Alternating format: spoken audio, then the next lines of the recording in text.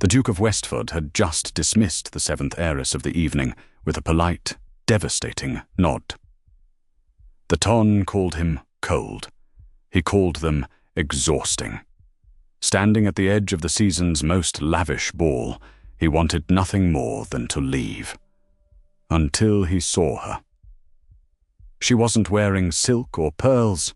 She was wearing a stained apron, balancing a wildly precarious tray of empty champagne flutes, and she looked like she wanted to burn the whole room to the ground. He had to follow her. Alistair Croft was suffocating. It wasn't a sudden affliction. It was a slow, creeping asphyxiation that began the moment his carriage pulled up to the Earl of Danbury's estate and culminated right now under the glare of 3,000 beeswax candles. The air in the ballroom was thick. It tasted of expensive powder, crushed hothouse lilies, and the desperate metallic tang of ambition. He stood near a marble pillar, perfectly positioned to observe without being easily cornered. It rarely worked. A dukedom had a gravitational pull that ignored all boundaries of polite evasion. "Your Grace," a voice chimed, high and brittle. Alistair turned. "Lady Penelope Farnsworth, 18, dowry of £40,000, excellent teeth, a mind entirely unburdened by original thought." Her mother hovered 3 paces behind her, eyes darting like a hawk tracking a field mouse.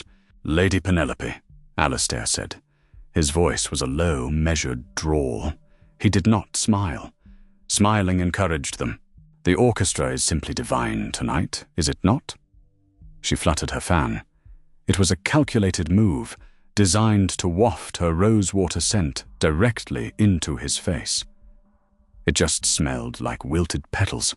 "It is entirely adequate," he replied. "I do so love the waltz. It feels terribly modern. Don't you agree?" "I find it dizzying." He gave her nothing. No hook to hang a conversation on. No polite inquiry about her family's estates in Surrey. He just looked at her. He wasn't trying to be cruel. He was simply entirely devoid of the energy required to pretend this was anything other than a transaction. They were livestock at an auction, wrapped in velvet and silk. The only difference was that he was the prize bull, and he knew exactly how much he was worth. Lady Penelope's smile tightened at the edges. Her fan snapped shut. "Well, I suppose I shall find a partner less prone to vertigo, Your Grace." She turned on her heel. Alistair watched her mother intercept her, the older woman's face twisting in a fleeting, furious scowl, before smoothing back into a practiced mask of maternal benevolence. He took a sip of his brandy. It was warm. Everything in this room was too warm. At 32, Alistair was exhausted. He had inherited the Westford title at 19, dragged out of Cambridge to manage a crumbling estate, a mountain of debt, and a lineage that demanded perfection. He had spent his 20s ruthlessly rebuilding his fortune, investing in shipping, tearing down archaic farming practices, and firing half his father's incompetent stewards. He had succeeded. He was now obscenely wealthy, socially unimpeachable, and utterly hollowed out. He watched the dancers spinning on the parquet floor, a kaleidoscope of colored silk and black broadcloth. It all looked like machinery to him, gear turning gear, a mother's whisper turning a daughter's head, a father's gambling debt turning a son toward an heiress. Love was a fiction invented by poets to make the brutal economics of marriage palatable. He set his half-empty glass on a passing silver tray without looking at the person holding it. He didn't need to look. Servants were invisible in these spaces. They were extensions of the furniture. Alistair looked toward the grand double doors. If he left now, it would be a scandal. It was only midnight. The Duke of Westford leaving the Danbury ball before supper. The society papers would chew on it for a week. He didn't care. He pushed off the pillar, adjusting the cuffs of his coat. He was done for the evening. He was done for the season. He took a step toward the exit, and then A sharp, unladylike sound cut through the ambient drone of polite society. It was a sigh, but not a romantic sigh. It was a harsh, ragged exhale of pure, unadulterated aggravation. Alistair stopped. He looked to his left. Standing in the shadow of a colossal, absurdly ugly floral arrangement was a girl. Maeve Sullivan's feet were bleeding. She couldn't take her boots off to check, but she knew the exact topography of the blisters on her left heel. They had formed around 9 o'clock, burst at 10. By midnight, the raw skin was just a dull, pulsating ache that shot up her calf every time she put her weight down. Keep your head down, Maeve. Don't stare. Collect the glasses. Avoid the drunks. And for the love of God, don't let anyone see you sweat. That was Mrs. Gable's final instruction before pushing her through the baize door into the glittering hellscape of the Danbury ballroom. Maeve had nodded, tightened her apron strings, and walked into the fire. She hated this room. She hated the heat, trapped beneath the painted ceiling. She hated the sticky residue of spilled champagne that coated her fingers. Mostly, she hated the weight of the silver tray. By itself, it was heavy. Loaded with 24 thick crystal flutes, it was an anchor trying to drag her arms out of their sockets. She navigated the edge of the dance floor. Moving through the ton required a specific kind of magic. You had to shrink. You had to move with the rhythm of the crowd, anticipating the sudden, drunken lurches of the gentlemen and the wide, sweeping turns of the ladies' hemlines. If you touched them, you were reprimanded. If they touched you, you were reprimanded. A hand slammed a half-full glass onto her tray, nearly tipping the entire load. Maeve braced her knees, absorbing the shock, her core tightening as the crystal clinked dangerously together. She didn't look up. She didn't glare at the man who had done it, a tall gentleman in a severely tailored black coat who had just dismissed a pretty blonde girl. He hadn't even glanced at Maeve. He just treated the space she occupied as a convenient shelf. Maeve let out a ragged breath. Just 3 more hours. She needed this shift. The wages for working a private ball were triple her usual pay at the tavern, and the rent on her tiny room in Cheapside was due in 2 days. The landlord, a man with a face like a squashed cabbage and a heart to match, did not take extensions. It was either endure the blisters and the heavy silver, or sleep in the alleyway. The choice was brutally simple. She shifted the tray to her right hip, giving her left arm a momentary reprieve. She scanned the room, looking for clusters of abandoned glasses. Her eyes darted over the diamonds, the silk, the absurd ostrich feathers pinned into elaborate hairstyles. It was all so ridiculous. The amount of money spent on the floral arrangement beside her could feed her entire street for a year. The sheer waste of it made her stomach turn, though that could also be the fact that she hadn't eaten since a heel of bread at dawn. "You there, girl?" Maeve froze. The voice was slurred, thick with claret and entitlement. She turned slowly, keeping the tray balanced. A young lord, red-faced, sweating profusely through his high collar, was swaying toward her. He looked to be about 20, heavily intoxicated and entirely bored. A dangerous combination. "Fetch me another," he demanded, gesturing vaguely at her tray of empties. "I apologize, my lord," Maeve said, keeping her voice flat, devoid of any tone that could be construed as insolence. "I am only collecting. The footmen have the fresh trays near the terrace. I didn't ask the footman.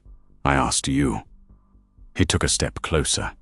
He smelled of sour wine and unwashed hair beneath expensive cologne. Maeve stepped back, but the massive floral pedestal blocked her retreat. "I cannot, my lord. I have no fresh glasses." "Then go get one." He reached out, his thick fingers grabbing the edge of her tray. Maeve's heart hammered against her ribs. If he pulled, the whole thing would crash to the parquet floor. Thousands of pounds of crystal shattered. It would come out of her wages. She'd be indebted to the Danburys for the rest of her natural life. "Please, my lord, let go," she said, her voice dropping, losing the servant's polish.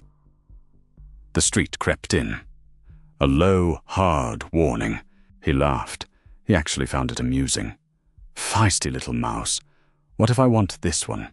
He tipped the tray. Maeve didn't panic. She didn't cry out. Instinct, honed by years of surviving a city that liked to chew girls up, took over. She didn't pull back. Instead, she stepped into him, driving the hard silver edge of the tray directly into his soft, claret-filled stomach. It wasn't a violent strike, just a firm, unyielding shift of leverage.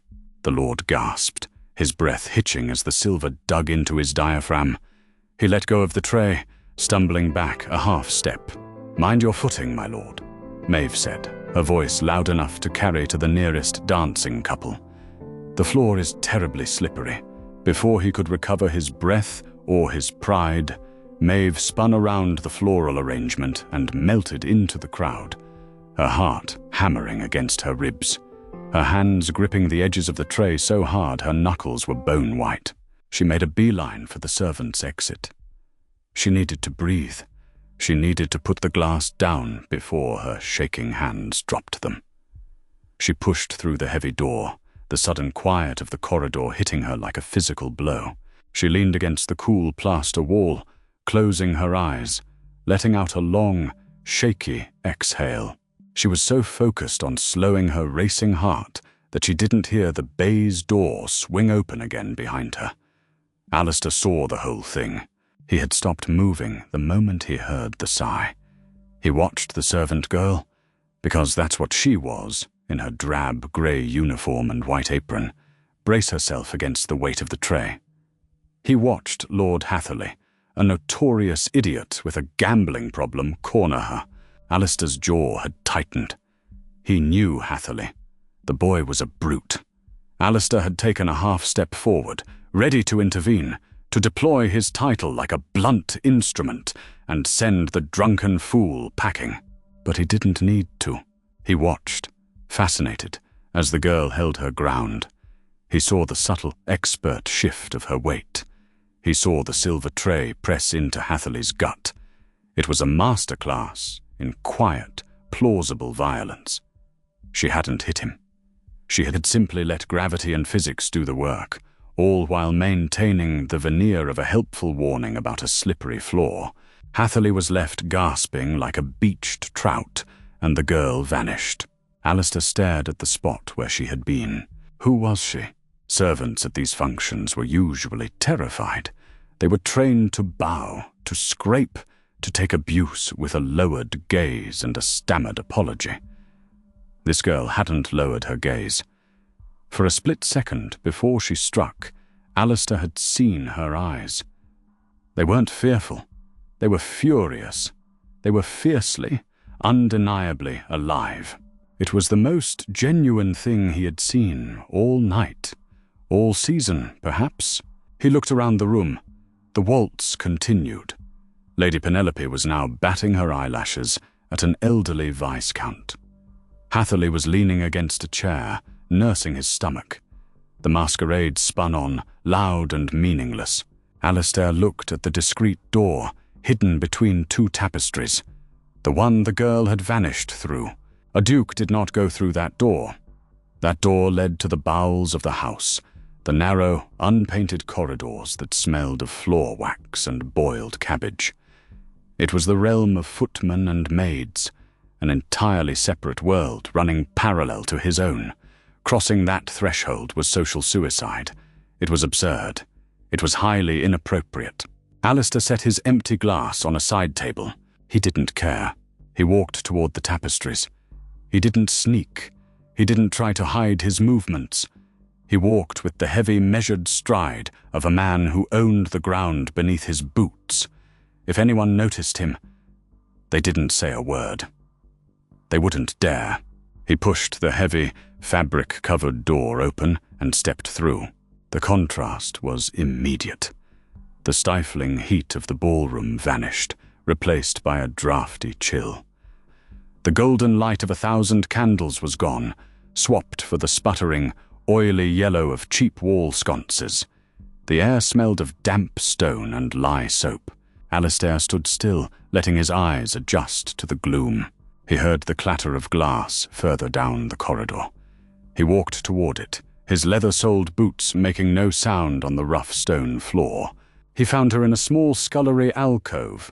She was standing over a deep stone sink, unloading the champagne flutes from her tray. Her back was to him. She moved with a jerky, exhausted rhythm. Slam, clink, splash. Alistair leaned against the wooden door frame. He watched her. She wasn't beautiful in the way the women in the ballroom were. Her hair, a dark, messy auburn, was escaping its severe pinning at the nape of her neck. Her uniform was slightly too large, gathering clumsily at the waist. Her shoulders were narrow, but visibly tense beneath the cheap fabric. She reached up with the back of her wrist to wipe a line of sweat from her forehead, letting out another one of those harsh, unromantic sighs. That was incredibly dangerous, you know. Alistair's voice was quiet, but in the echoing stone scullery, it sounded like a gunshot. The girl spun around so fast, she nearly knocked a glass into the sink. She pressed her back against the wet stone rim, her hands gripping the edge. Her eyes went wide as they took him in. The tailored black coat, the crisp white cravat, the gold signet ring on his finger. She knew exactly what he was, even if she didn't know who he was. "My lord!" she gasped, immediately dropping her gaze to his boots and executing a clumsy, panicked curtsy. I beg your pardon. Have you lost your way? The ballroom is—" "I know where the ballroom is," Alistair interrupted softly. He didn't move from the doorframe. He kept his hands in his pockets, trying to appear non-threatening. "I followed you." Maeve's head snapped up. "Rule number 1 of survival. Never look a lord in the eye when they are somewhere they shouldn't be." But she couldn't help it. He followed her. Why? Her mind raced. Did he see what she did to the drunk boy? Was he a friend of his? Was she about to be dragged out into the alley by the watch? "Followed me?" she repeated, the fear making her voice tight. Why? Alistair studied her face. Up close, the fatigue on her features was stark. There were dark bruises of exhaustion under her eyes, but the eyes themselves, a sharp, clear hazel, were calculating. She was assessing him, weighing his threat level. "I wanted to see if Hatherley survived the encounter with your silver tray," Alistair said, a very faint, dry amusement touching the corners of his mouth. Maeve's blood ran cold. He had seen. "I don't know what you mean, my lord," she lied instantly, her face blanking into a mask of perfect, ignorant servitude. The gentleman stumbled. The floor is freshly waxed. Alistair actually let out a short, rough laugh. It startled him as much as it startled her. "Don't insult my intelligence," he said, stepping fully into the scullery. "And you don't need to lie. I have detested Lord Hatherley for 6 years. Watching you wind him with a piece of serving equipment was the highlight of my evening." Maeve didn't relax. If anything, her grip on the stone sink tightened. A lord who was amused was infinitely more dangerous than a lord who was angry. Angry lords shouted and got you fired. Amused lords played games. And girls like her always lost those games. "If that is all, my lord, I must return to my duties," Maeve said. Her voice was flat, dismissive. Alistair frowned. He wasn't used to being dismissed, not by debutantes and certainly not by scullery maids. "You aren't terrified," he observed, tilting his head slightly. "I am terrified of losing my wages, my lord," she said bluntly. She turned back to the sink, picking up a glass and a rag. "And standing here talking to a guest is a highly fireable offense. So if you wouldn't mind taking your amusement elsewhere." Alistair stayed rooted to the spot. The sheer audacity of her. She wasn't playing hard to get. She wasn't blushing. She was genuinely, fundamentally annoyed by his presence. He looked at her hands. They were raw, pink from hot water, and harsh lye. He noticed the slight tremor in her fingers as she polished the crystal. "What is your name?" he asked. "It doesn't matter," she said to the wall. "I am the Duke of Westford." It wasn't a boast. It was a statement of fact, meant to compel an answer. Maeve paused. Westford. She knew the name. The richest man in the room. The man who owned half of the shipping docks where her father had broken his back. She turned her head slightly, looking at him over her shoulder. Her expression was completely devoid of deference. "Congratulations, Your Grace," she said, her tone dripping with quiet, exhausted sarcasm. "I am Maeve, and I have 40 more glasses to wash before I can go home to a cold room and sleep for 4 hours. So unless you intend to pick up a rag and help, get out of my scullery." Silence hung in the cramped scullery. It was broken only by the rhythmic drip-drip of the leaking faucet and the muffled, thumping bass of the orchestra playing 2 walls away. Maeve kept her back turned. She scrubbed the rim of a crystal flute with a ragged cloth, waiting for the inevitable explosion. A duke did not take orders from a maid. He would shout. He would summon the butler. She would be thrown out into the alley without her wages, and Grimes would lock her out of her room by noon. She braced for the sound of his retreating footsteps. Instead, she heard the rustle of heavy wool. Maeve risked a glance over her shoulder. Alistair Croft, the Duke of Westford, was casually stripping off his tailored black evening coat. He folded it with practiced precision and laid it over a stack of empty flour sacks. Then he unfastened his silver cufflinks, sliding them into his waistcoat pocket. He stepped up to the stone sink beside her. He didn't say a word. He just plunged his bare hands into the basin of murky, lukewarm water. Maeve stared. Her brain simply refused to process the image. The richest man in London was standing shoulder to shoulder with her, his crisp white linen shirt sleeves soaking up the greasy dishwater. He picked up a rag. He grabbed a champagne glass. He began to wipe. "What are you doing?" The words slipped out before she could swallow them. "I am washing a glass," Alistair said. He didn't look at her. He inspected the rim of the flute, frowned at a smudge of lip rouge, and rubbed it harder. "Though I admit, the mechanics of this particular soap elude me. It smells strongly of rendered fat and despair." "It's lye," Maeve said, her voice hollow with shock. "It will crack your skin. Stop. You're doing it." "I don't have a choice," she snapped, turning fully toward him. The fear was entirely gone, burned away by sheer, unadulterated bewilderment. "You are a duke. You have people to wash your people. Get your hands out of my sink." Alistair finally turned his head. His dark eyes locked onto hers. The amusement was gone, replaced by a quiet, intense curiosity. "I am perfectly capable of manual labor, Maeve," he said softly. The way he said her name, without title, without sneer, just the word itself, made her stomach execute a strange, uncomfortable flip. "And you have 38 glasses left. The sooner we finish, the sooner you can go to this cold room of yours." He reached for another glass. Maeve didn't know what to do. The social order of her entire universe was currently unraveling in a wet stone sink. She grabbed a towel and started drying the glasses he washed, if only to give her hand something to do, so she wouldn't scream. They worked in silence. The rhythm established itself quickly. Wash, rinse, hand off, dry, stack. Alistair was clumsy at first. He nearly dropped a flute, his large hands unaccustomed to the slick, soapy crystal. But he adapted. He watched how she held them by the stems, avoiding the fragile bowls, and mirrored her movements. "Why did you really follow me?" Maeve asked quietly, 10 glasses later. "I told you I enjoyed watching you bruise Hatherley." Lords don't follow maids to offer congratulations. She snapped a dry cloth over a glass. They follow maids because they want something. Alistair paused. He let the water drip from his knuckles. You have a very bleak view of the peerage. I have a very accurate view of the world, she corrected. I work in a tavern on Fleet Street when I'm not hauling trays for the ton. I know exactly what gentlemen want when they wander into the shadows.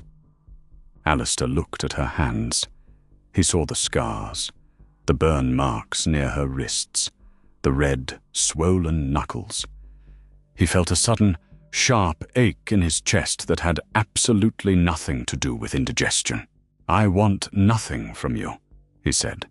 His voice was completely devoid of its usual aristocratic drawl. It was just a man speaking to a woman in a damp room. I was suffocating in there.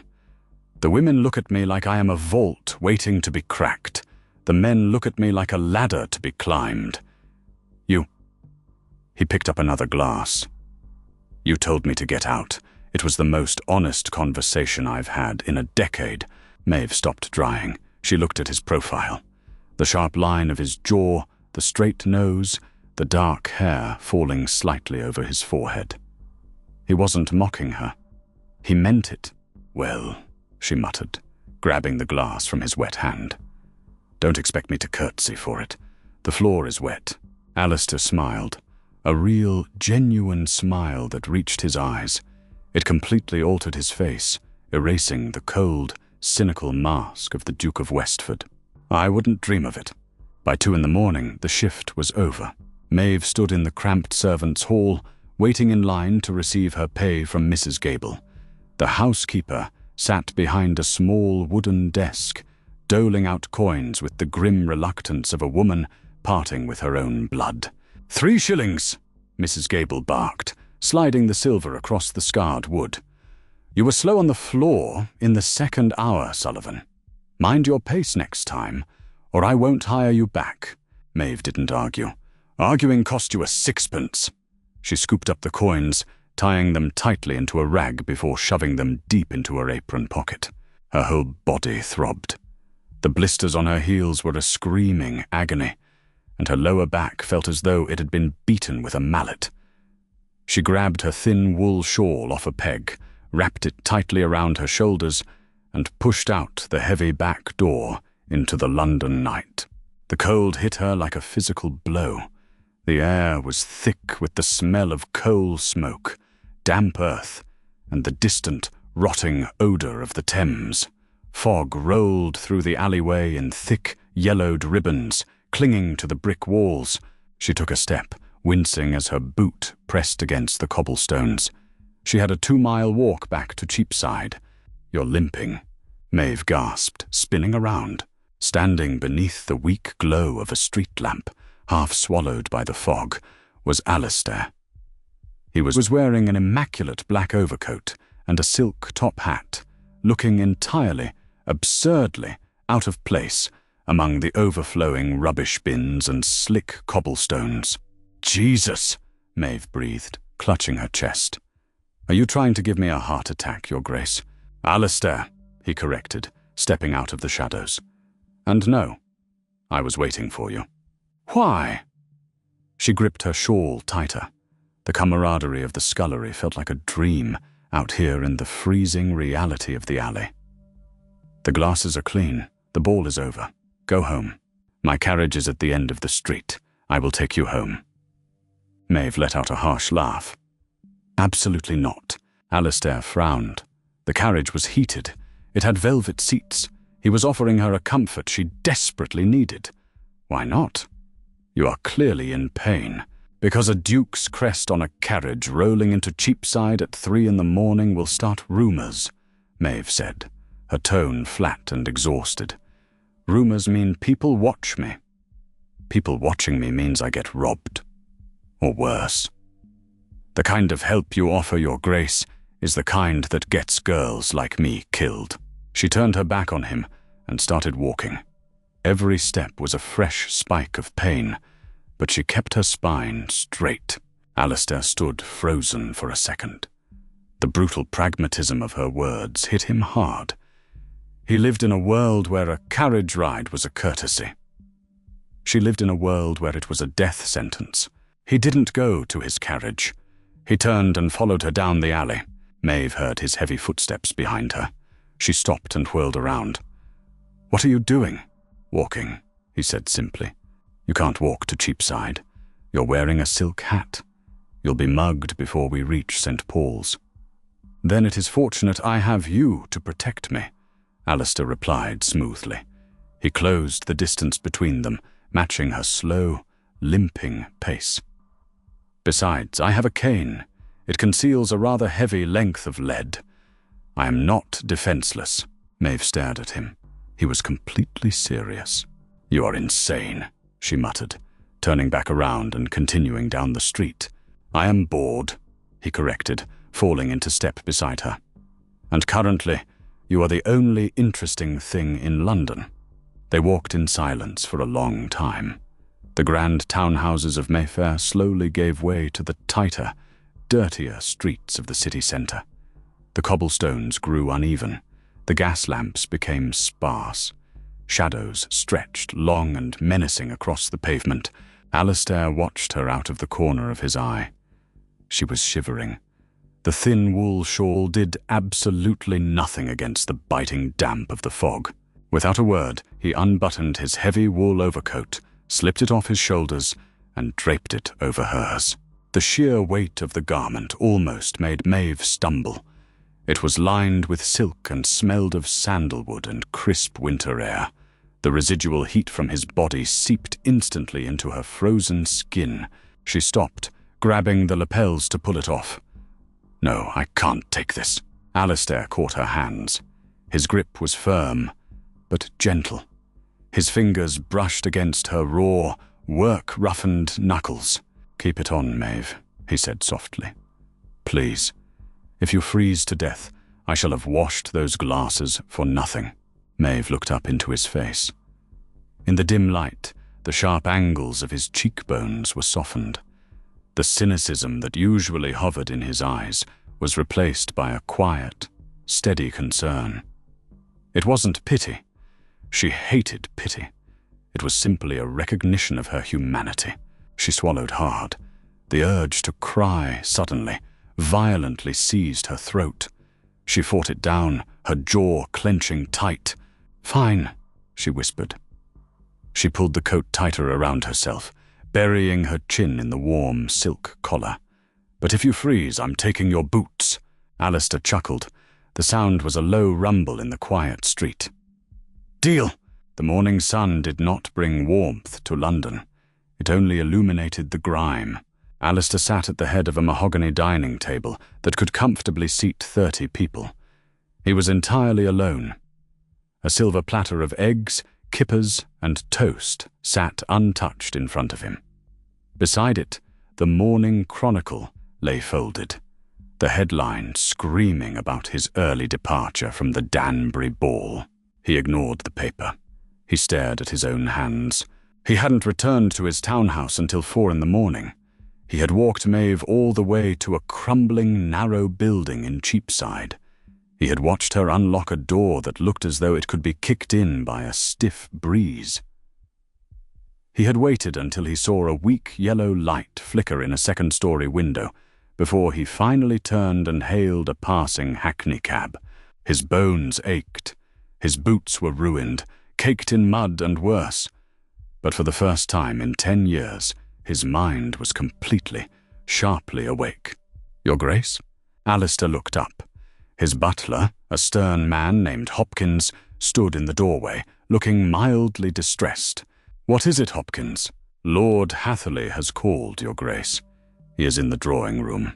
He is quite insistent upon seeing you." Alistair's eyes went cold. "Is he?" He stood up, throwing his napkin onto the table.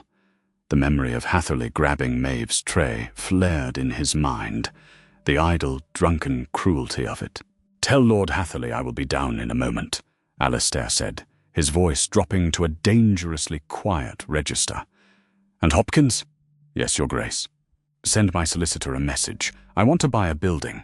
Across the city, Maeve was counting coins on a rickety wooden table.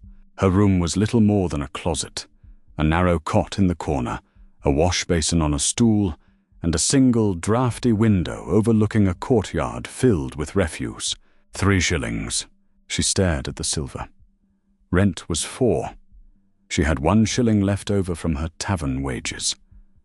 Exactly enough. Nothing for food. Nothing for coal. Just a roof. A heavy, aggressive knock rattled the flimsy door on its hinges. Maeve closed her eyes, letting out a breath. She scooped the coins into her palm and walked over, unlatching the lock. Mr. Grimes filled the doorframe. He was a mountain of dirty wool and stale beer sweat. His face was a map of broken blood vessels, his eyes tiny and cruel. "Rent, Sullivan," he grunted, holding out a thick, calloused hand. Maeve dropped the 4 shillings into his palm. He didn't close his hand. He used a filthy thumbnail to sift through the coins. "You're short," Grimes said. Maeve frowned. "I am not. That is 4 shillings. We agreed on 4. Grimes smiled. It was a terrible sight, revealing a scattering of black, rotting teeth. Price went up. Coal tax. The roof needs patching. Rent is 5 shillings now. Starting today." Maeve's heart slammed against her ribs. Panic, cold and sharp, flooded her veins. "You can't do that. You can't raise it without notice." "My building, my rules," Grimes said, stepping forward. His massive frame forced Maeve to take a step back into her room. "You got another shilling? Or do I toss your rubbish into the street?" "I don't have it," Maeve said, trying to keep her voice steady, refusing to let him see her terror. "I just got paid. I gave you everything I have. I can get another shilling by tomorrow night after my shift at the tavern. Not good enough." Grimes looked around the sparse room, his eyes landing on the foot of her cot. Maeve's blood turned to ice. Resting on the rough wool blanket was Alistair's overcoat. She hadn't been able to bring herself to wear it in the room. It was too beautiful, too clean. It belonged to a different universe. Grimes pushed past her. He reached out and grabbed the coat, holding it up. The heavy wool unfurled, the expensive silk lining catching the weak morning light. "Well, well," Grimes sneered, his eyes gleaming with greedy arithmetic. "Looks like you've been busy, Sullivan. Stealing from the swells? Or did you earn this on your back?" "Put it down," Maeve snarled, stepping toward him. The fear was gone, instantly replaced by a blinding, feral rage. That coat was the only kind thing that had happened to her in years. He wasn't going to touch it. "This will cover rent for the next 6 months," Grimes laughed, tossing the coat over his shoulder. Maeve lunged. She didn't think. She grabbed his arm, trying to tear the coat away. Grimes didn't even flinch. He backhanded her. The blow was casual, but the sheer force of his weight was behind it. Maeve was thrown backward, her shoulder slamming hard into the wash-basin stool. Wood cracked. Water splashed across the floorboards as the ceramic pitcher shattered. She hit the ground hard, her vision swimming, the metallic taste of blood instantly filling her mouth. Grimes stood over her, adjusting the coat on his shoulder. "Rent is paid, Sullivan. See you next month." He walked out, slamming the door behind him. Maeve lay on the wet, splintered floor. Her cheek throbbed. She stared at the closed door, the cold water soaking into her thin dress. She didn't cry. Crying was for girls who had someone to wipe away their tears. She just closed her eyes, the cynical reality of her world reasserting itself with brutal, physical force. The Duke and his clean hands in the soapy water. The quiet walk in the fog. The warmth of his coat. It was a fairy tale, and in Cheapside, fairy tales always ended with a bruised face and an empty pocket. Alistair walked into the drawing room with the unhurried grace of a predator that had already secured the perimeter. Lord Hatherley was standing by the fireplace, attempting to look imposing and failing miserably. His complexion was splotchy, a testament to the sheer volume of alcohol he had consumed the night before, and his posture was stiff. He was still nursing his midsection. Westford Hatherley began, puffed up with a righteous, misplaced indignation. "I must speak with you regarding the atrocious behavior of the Danbury staff last night. It reflects poorly on our entire class when a servant feels entitled to—" "Sit down, Arthur." Alistair didn't raise his voice. He didn't have to. The words carried the absolute, crushing weight of a command. Hatherley blinked, his mouth snapping shut. He looked at the heavy leather armchairs, then back at Alistair, before slowly lowering himself into one. The leather groaned under his weight. Alistair remained standing. He walked over to a side table, poured a finger of amber liquid into a crystal tumbler, and took a slow sip. The silence in the room stretched, taut and uncomfortable. Hatherley began to sweat, the dampness shining on his upper lip. "I have had a very long night," Alistair finally said, turning to face the younger man. "So I will dispense with the polite fictions we usually employ.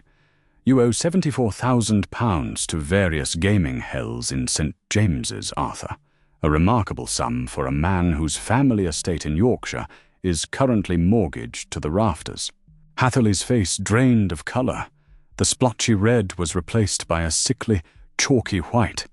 How do you—" "I own the bank that holds your father's mortgage," Alistair said simply. He took another sip of his drink. "And as of 9 o'clock this morning, I have purchased every single one of your promissory notes from the tables at White's and Boodle's. They were remarkably cheap. Desperation drives down the price." "You bought my debt?"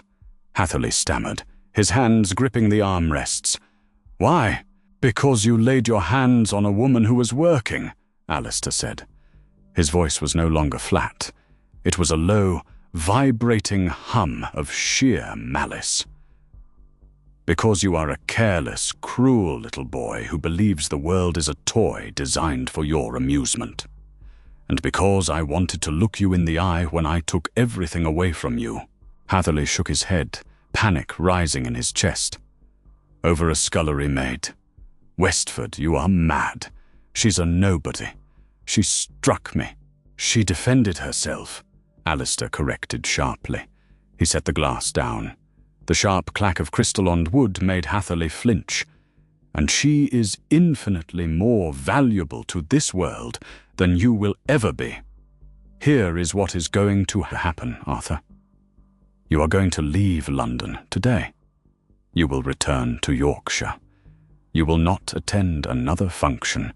You will not set foot in another club. And you will certainly never speak to or of that girl again. If I hear your name whispered in this city before the decade is out, I will call in the debts. Your family will be ruined, your estate sold, and you will spend the rest of your miserable life in a debtor's prison." Hatherley was trembling.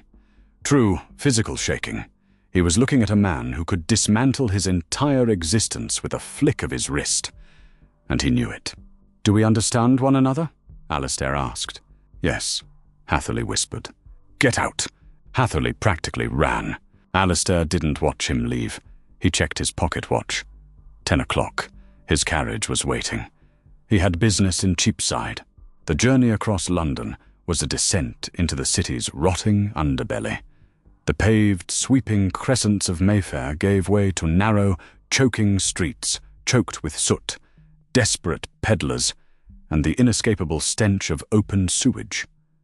The fog from the night before had burned off, replaced by a flat grey sky that pressed down on the overcrowded tenements.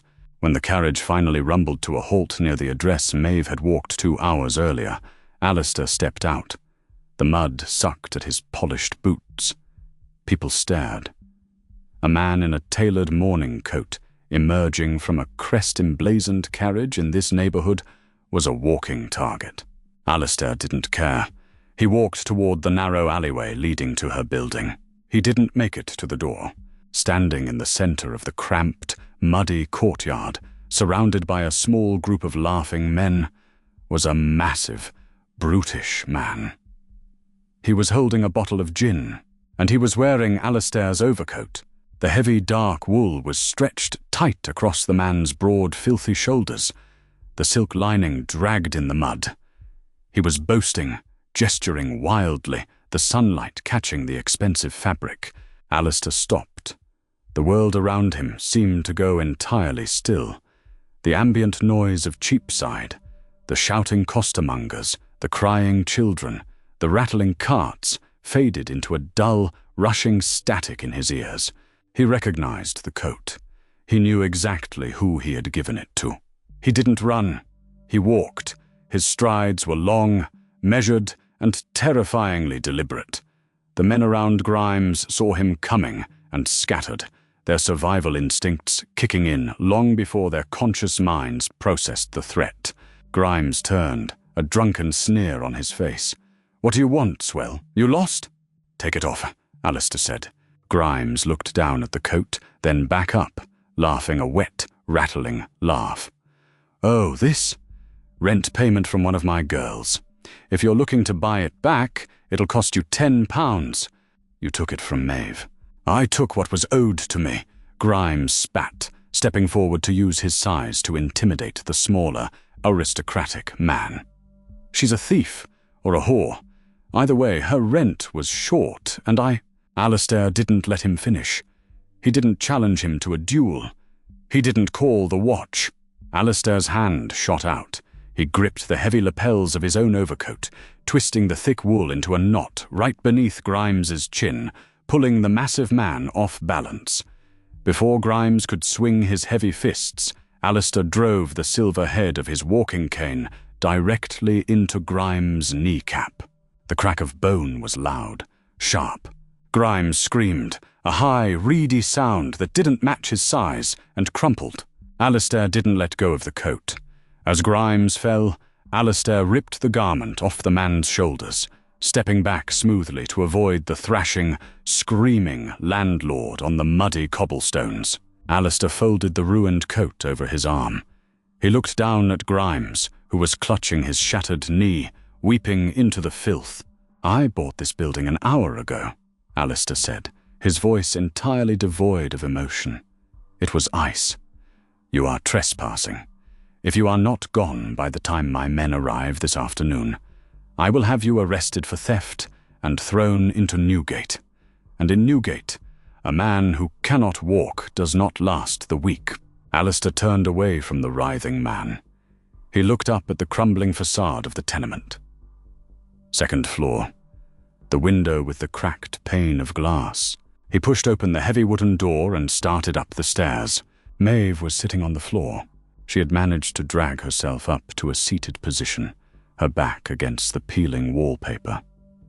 The left side of her face was a swollen, throbbing mass of heat. She could taste copper. Every time she swallowed, pain shot down the side of her neck. She stared at the shattered pieces of the ceramic pitcher scattered across the wet floorboards. The water was seeping into the wood, turning it a dark, bruised purple. "Rent is paid." She let out a dry, cracked laugh. Of course it was. She had known the coat was a mistake the moment the silk had touched her shoulders. Beautiful things didn't belong to girls like her.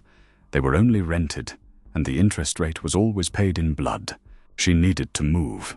She needed to pack her spare apron and her one good pair of boots in a flour sack and get out before Grimes realized the coat was worth 100 times what she owed him and came back for more. She braced her hands on the floor to push herself up.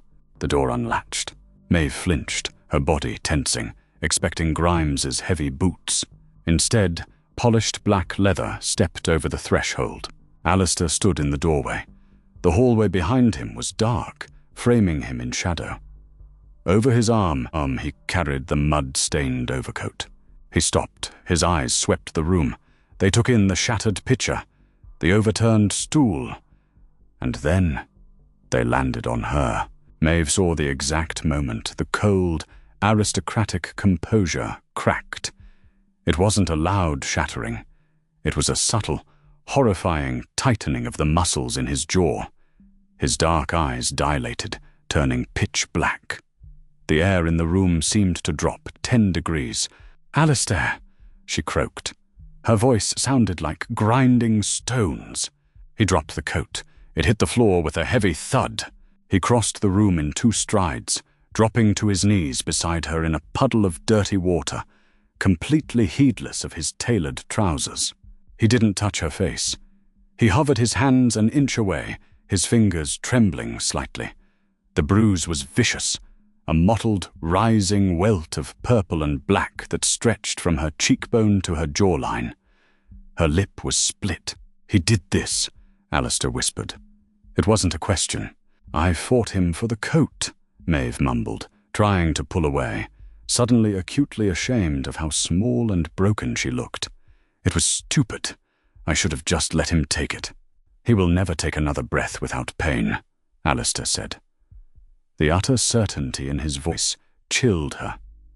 It was a promise of violence that belonged to kings, not gentlemen.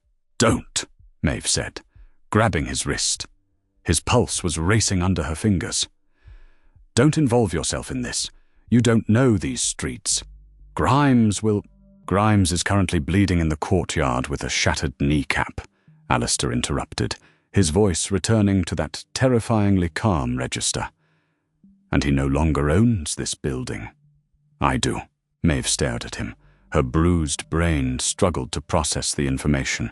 "You bought the building? Why?" "So I could evict him," Alistair said simply. He finally touched her, his hand remarkably gentle as he brushed a stray, damp lock of hair away from her unbroken cheek. "Can you stand?" "I don't need your charity," Maeve said, panic flaring beneath the pain. She pushed his hand away. "I am not a stray dog, Alistair. You can't just buy my building and beat my landlord and expect me to... To what? Fall at your feet? Become your kept woman? I won't do it. I will sleep in the gutter before I become a lord's mistress." The words were harsh, defensive. They were the only armor she had left. Alistair didn't look offended. He looked deeply, profoundly sad. "I do not want a mistress, Maeve," he said softly. He sat back on his heels, leveling his gaze with hers. "I want to take you out of this room. I have a small house in Bloomsbury. It belongs to me, but it is empty, save for a housekeeper named Mrs. Hughes. She is deaf in one ear and bakes terrible bread, but she is kind. I want you to go there." "Why?" Maeve demanded, her voice cracking. "What is the price? Because I know what rent costs. Nothing is free." "The price," Alistair said, his voice dropping to a harsh whisper, "is that I get to know you are safe. That is it. That is the entire transaction. I spent a decade building an empire of gold and shipping lanes, and I realized last night, standing in a damp scullery, that it is entirely worthless if I cannot use it to protect the only real thing I have encountered in years." Maeve stopped breathing. He wasn't looking at her with pity. He wasn't looking at her with lust. He was looking at her with a desperate, terrifying sincerity. "I am entirely hollowed out, Maeve," he continued, the confession tearing out of him. "My life is a ledger of transactions, marriages, alliances, debts. You are the only person who has looked at me and seen a man instead of a bank vault. Let me do this. Not as a duke, just as Alistair. Let me get you out of the cold." The sheer vulnerability in his eyes broke the last of her defenses. The cynical armor she had worn since childhood fractured. She felt a hot, humiliating tear slide down her uninjured cheek. She hated it, but she couldn't stop it. "Bloomsbury," she whispered. "Bloomsbury," he confirmed. He stood up and offered her his hand. Maeve looked at it. The long, elegant fingers. The gold signet ring. She reached up and took it. His grip was solid. He pulled her to her feet, supporting her weight when her knees threatened to buckle. He didn't let go. He wrapped his arm around her waist, anchoring her to him. "Leave the things," he said, looking at the meager pile of belongings she had begun to pack. "We will buy new ones. I like my boots," she mumbled defensively, leaning against his solid warmth. Alistair looked down at the scuffed, worn leather of her boots. A tiny smile broke through the tension on his face. "Then we will take the boots, but the rest stays." He led her out of the room, down the narrow, creaking stairs, and out into the grey light of Cheapside. Grimes was gone, dragged away by his cronies, leaving only a patch of dark, bloody mud on the cobblestones. Alistair helped her into the carriage. He didn't take the seat opposite her. He sat beside her, the velvet cushions soft against her aching back. He pulled a heavy wool blanket from under the seat and draped it over her shivering shoulders. As the carriage pulled away, leaving the soot and the stench of Cheapside behind, Maeve closed her eyes. For the first time in her life, she wasn't bracing for the next blow. She was just warm. 3 weeks later, the house in Bloomsbury was quiet. It smelled of beeswax, dried lavender, and the slightly burnt scent of Mrs. Hughes's baking. It was a modest townhouse by aristocratic standards, but to Maeve it felt like a palace. She stood by the window in the study, looking out at the rain slicking the pavement. The swelling on her face had gone down, leaving a faded yellow shadow along her jawline. The split lip had healed into a thin, white scar. She was wearing a simple, dark blue wool dress. It wasn't silk, it wasn't velvet. She had refused Alistair's attempts to buy her the wardrobe of a duchess. "I am a working woman," she had told him. "Dress me like a doll, and I will shatter." He had listened. He always listened. She turned away from the window and walked back to the heavy oak desk. It was covered in ledgers. Alistair's ledgers. She hadn't been able to sit idle. Rest made her anxious. So on the 4th day, when Alistair had visited and left a stack of shipping manifests on the table while he drank his tea, she had read them. She knew the docks. Her father had worked them. She had grown up in their shadow. She knew the weight of a bale of cotton and the exact rate a foreman skimmed off the top of an East India Company haul. She had found a discrepancy in 10 minutes. Over the next 3 weeks, she had saved the Duke of Westford £4,000 in stolen cargo just by cross-referencing the weight logs against the docking fees. The heavy front door downstairs opened and closed. Heavy, familiar footsteps took the stairs 2 at a time. Alistair walked into the study. He was wearing a damp overcoat, his hair darkened by the rain, but his eyes were bright. He didn't greet her with a bow.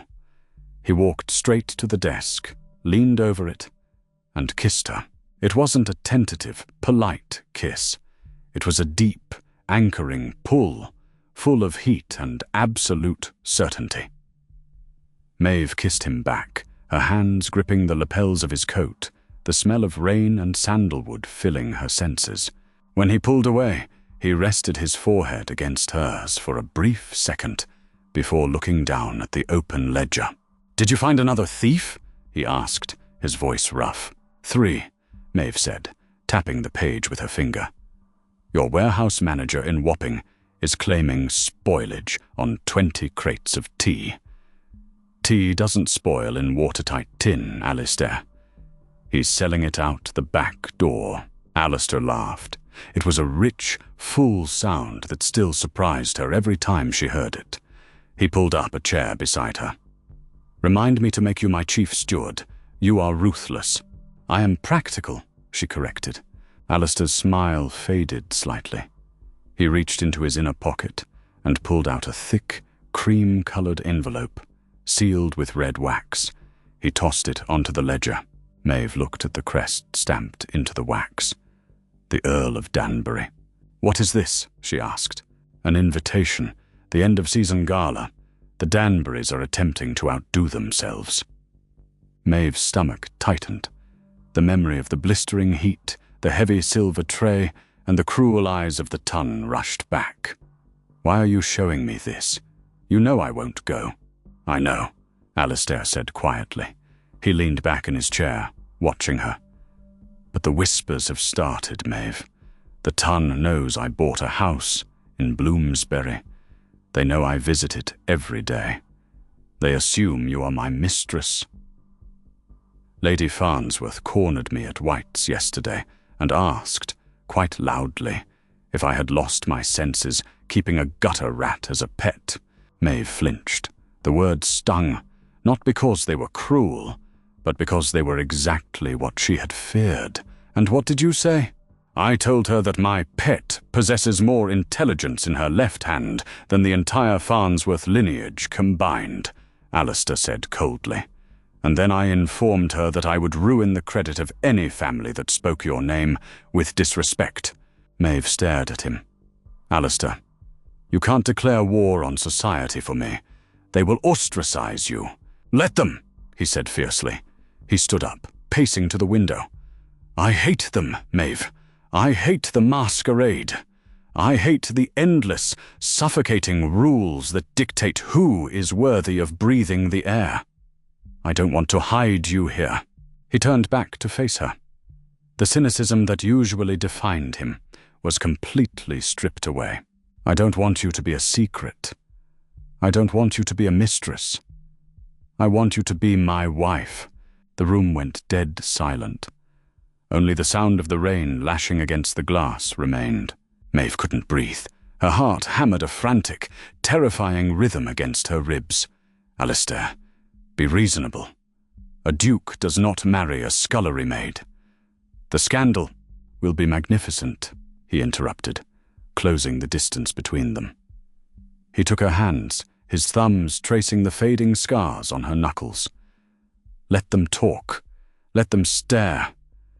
What can they actually do to us? I have the money. I have the power, and I have you. They have nothing but empty titles and wilted pedigrees. I don't know how to be a duchess, Maeve whispered, her voice trembling.